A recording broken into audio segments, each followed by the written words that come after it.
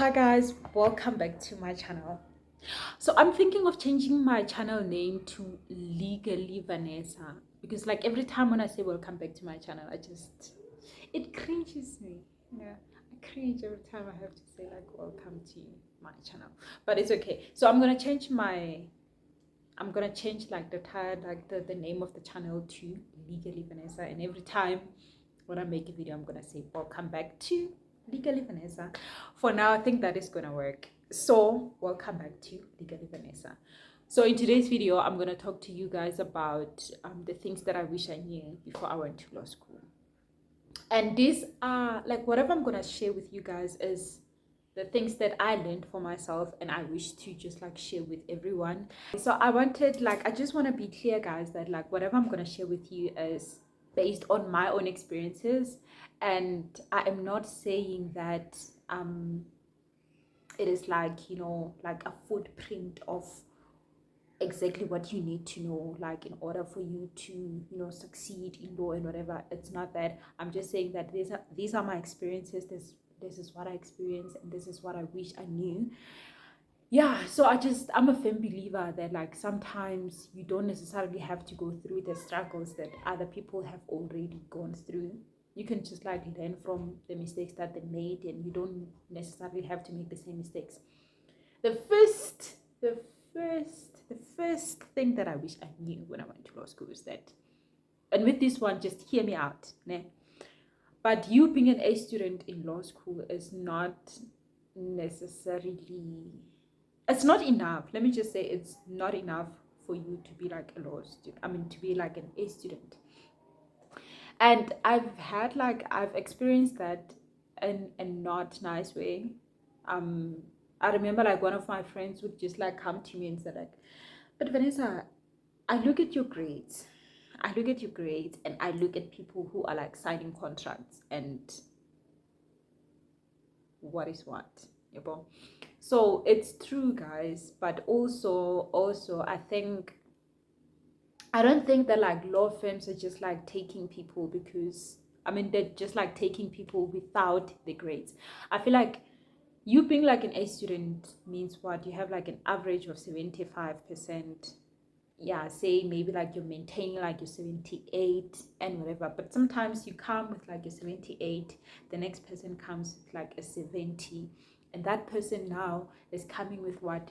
A whole load of experiences and whatever. And experience does not necessarily have to mean that this person has been practicing, they've been like they've been to law firms, they've like job shadowed or whatever, but like things like this person has been like a party to like your mood court societies, your like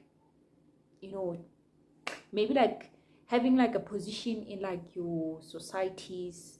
It does not even like necessarily have to be like law societies, but also just having experience, having worked for example in a retail store or like a call center. Every experience counts, and I don't have that.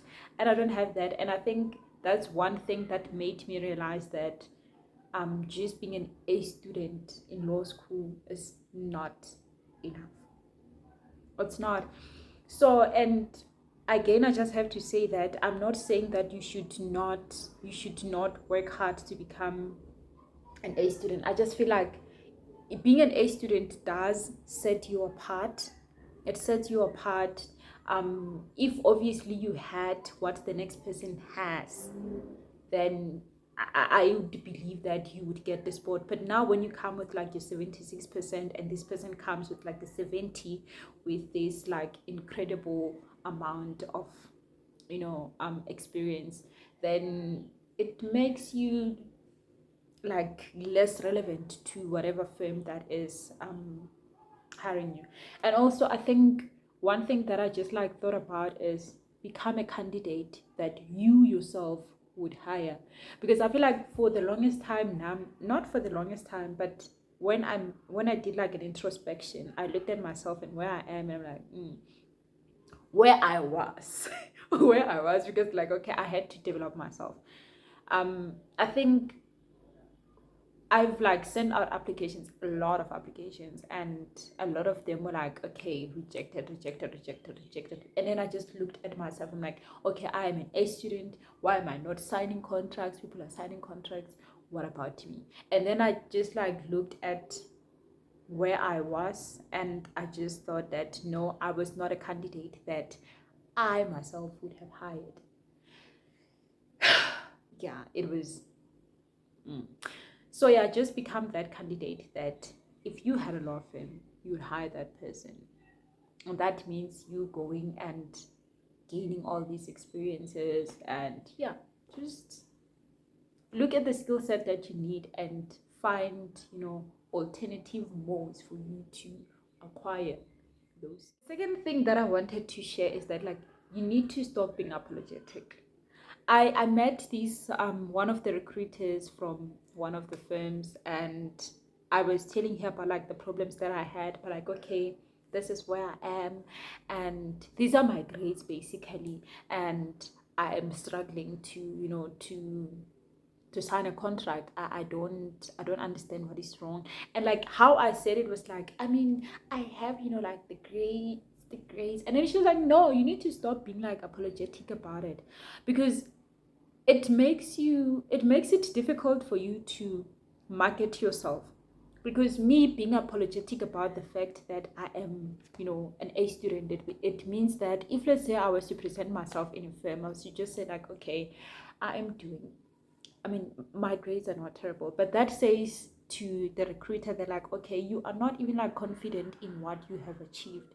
You need to be confident in what you have achieved in your skills and your experience, because if you are confident in that, then it means that you can market yourself better. And that's something that I've struggled with for the longest time, until I was like, especially when it comes to your job applications and whatever, do not be apologetic. Obviously, don't be arrogant, don't be an arrogant person, but just don't be apologetic. Don't be apologetic with like what you have achieved, because every day you push yourself to become that specific person. So own it. And yeah, I want to say that another thing that I wanted to share is that you need to start applying as early as second year. But okay, this I learned before I went to law school. No, no, no, no, not before I went to school. Before I went to law school, but I learned earlier. I think in my second year, that's when I learned that most of the law firms recruit like 2 years earlier. So I started applying that. But the mistake that I made was to sending applications for the sake of sending applications. And I ended up like burning my bridges with a particular firm. So you sending a crappy application to this firm over and over and over again, I think at some point, even when they get your application, it's just like, oh, it's that person again, and they will never want to associate with you anymore. I did that with this one particular firm, and I think it got to a point where I'm like, I even go back to my applications and I'm like, I read the application, I'm like, nah, even myself, I would not have hired that person, because there is no, it's like this person is applying for the sake of applying. There is no effort to the application. Hence, I'm saying that in whatever application you send, just don't burn your bridges. Find someone who's going to review your applications. Don't just send applications like I did. Do not be impulsive. That was Vanessa. The thing that I wanted to say, I said, okay, obviously do your research. Do your research. I think I went into law. I went into like this whole thing not knowing. I only found out that like lawyers, I mean, after graduation as a lawyer, to become like an attorney, you need to do like your articles for 2 years. When I tell you that my brother told me about articles, and it's just so embarrassing when you are the one who's studying this course, and then the next person has to tell you that, okay, this is actually what is going to happen after graduation. And then he told me that, oh, so you're gonna do like your articles after, where are you like considering doing your articles after graduation? And I'm like, what are articles?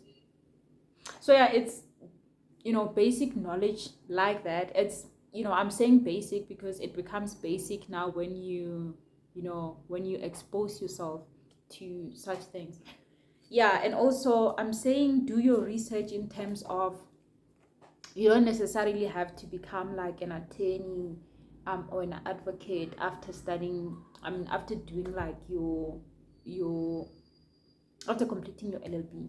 So there are like a number of, you know, opportunities that you can pursue with your LLB degree. So you just need to do your research like in terms of what doors like are open for you with like your LLB after, you know, graduation. Are you going to be like an attorney, or do you want to be like an advocate? What else can you do? You can clerk for like your constitutional court, for example, and yeah, like join the NPA and whatever. So it's information like that that I started like being aware of it when I was already into it. So if you can expose yourself to such, you know, such knowledge now, then it kind of helps you to really think about what it is you want to do, because it's not everyone who wants to become like an attorney. And now you channel yourself now into, you know, going through the attorney route, because that is the only route that you know. Meanwhile, when there are other like opportunities that you can, you know, that you can like pursue. So yeah, just do your research, thoroughly, and it's not that deep. It's just like, okay, what can you do with your LLB?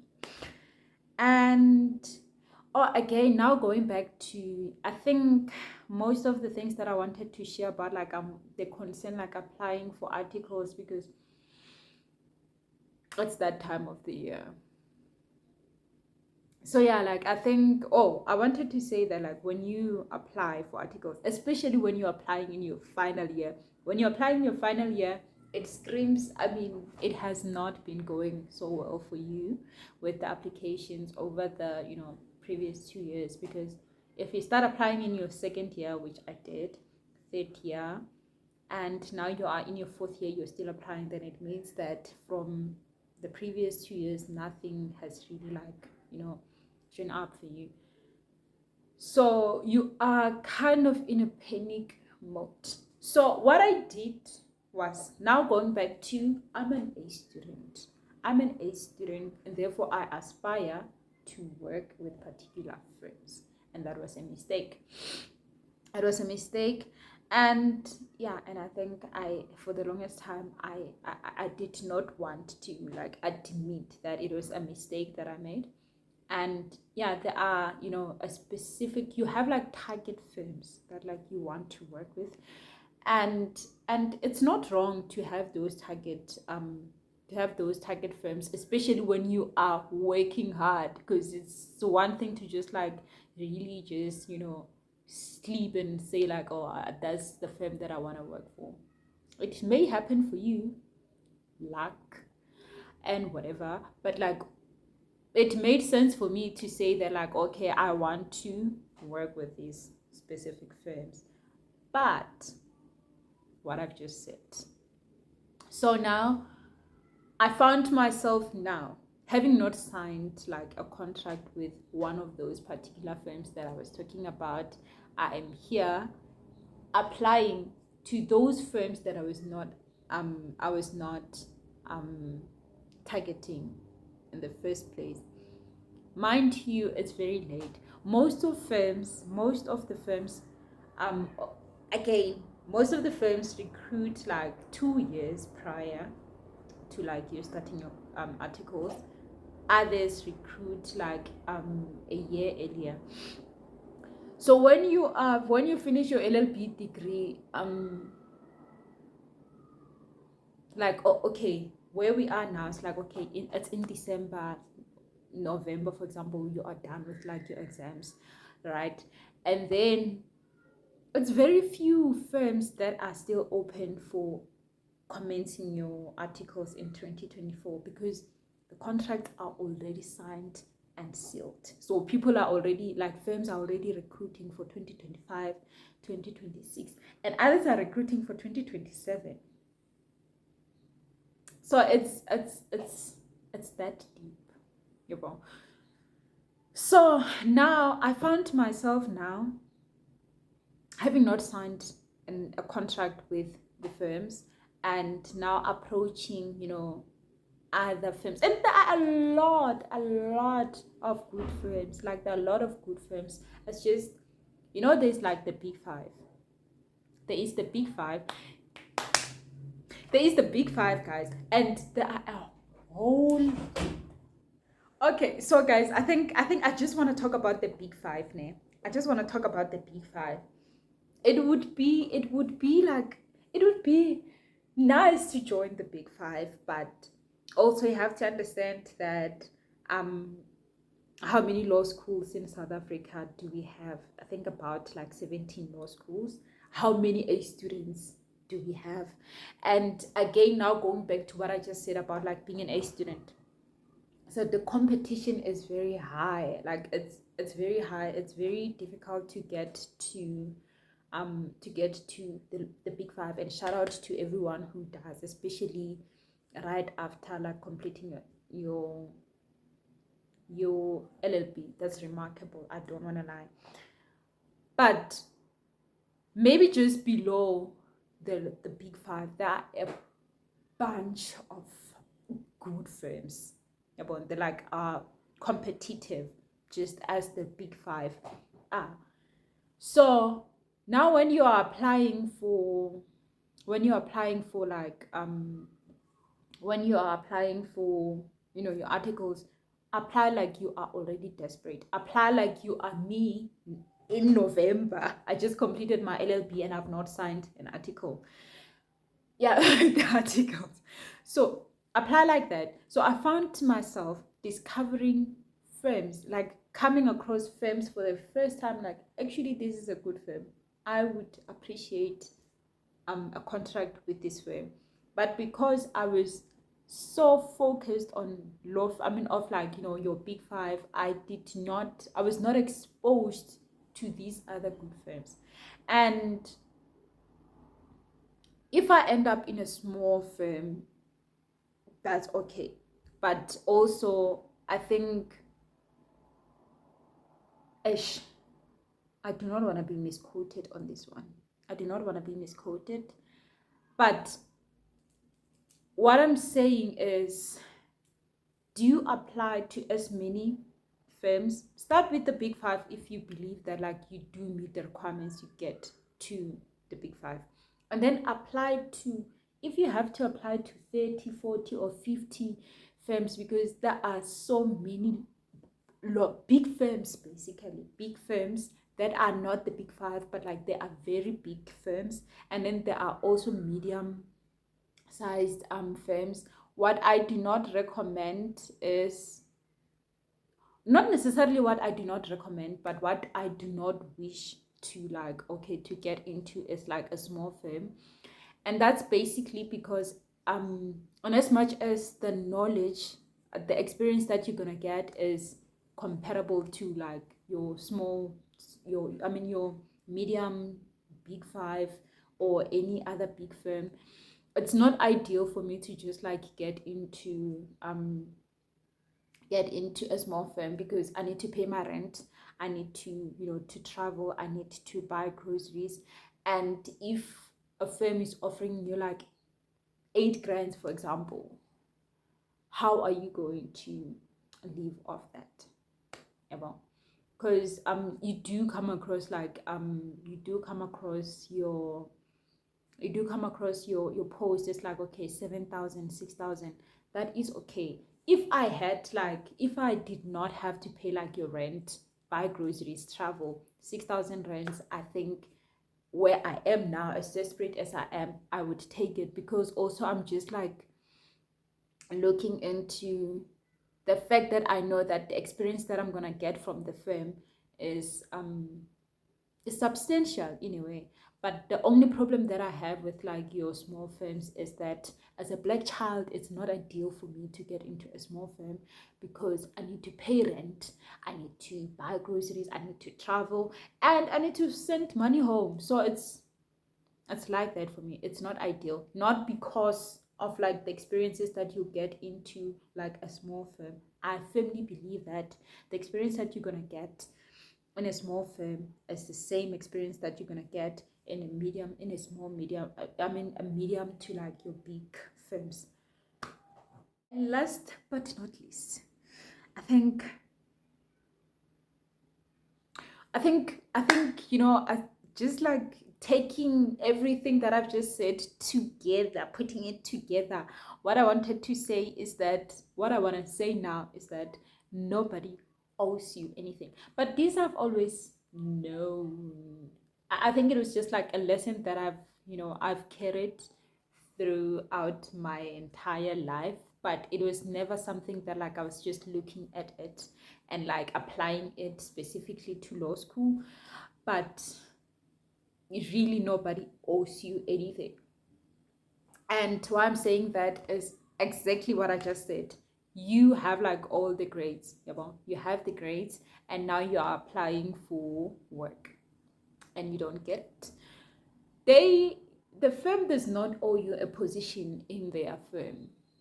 They do not owe you just because you have the grades, just because you have the experience that you think fits their culture, their like vision and whatever. They don't owe you a position. So yeah, I think for me it's just like understanding that. And I think also um like sometimes just like being angry, like just being angry, it's just like it's not going to take you anywhere. Because I was so frustrated that I went for an interview. I went through like the interview stage, and it happens that okay, now you have to do like your vacation work, and they don't even get back to you. So basically you were supposed to go and do like your vacation work, and it like the communication cards, and no one is saying anything. And then when you follow up, that's when they say that like actually we do not have a position for you anymore. So for me it was just like, but when were you ever gonna tell me that there is no longer a position for me? I understand that there is no longer that like you do not have space anymore for all of us or for me. But it was just the frustration was just coming out of, why are you not communicating that? And I had to sit myself down and tell myself that nobody owes me anything. They do not owe me like an explanation as to why they decided at the stage that they decided that they will no longer be accommodating everyone. No one owes me like any response and whatever. So you just need to apply wherever you can apply, hope for the best in whatever applications you do. But sometimes these people don't even know me, so them not getting back to me and like saying that like okay, this is the position now, it's nothing personal. Because I think also just imagine a number of people that they have to get back to. It's just a lot of work. We have our own people. We don't really care where you are. We don't care where you are, as long as we have our own people. That's enough. That is enough for them. So I think yeah, just understanding that no one owes you anything, it allows you to just like okay, take whatever it is you have and just like move on with your life, pursue the next thing. Because had it been that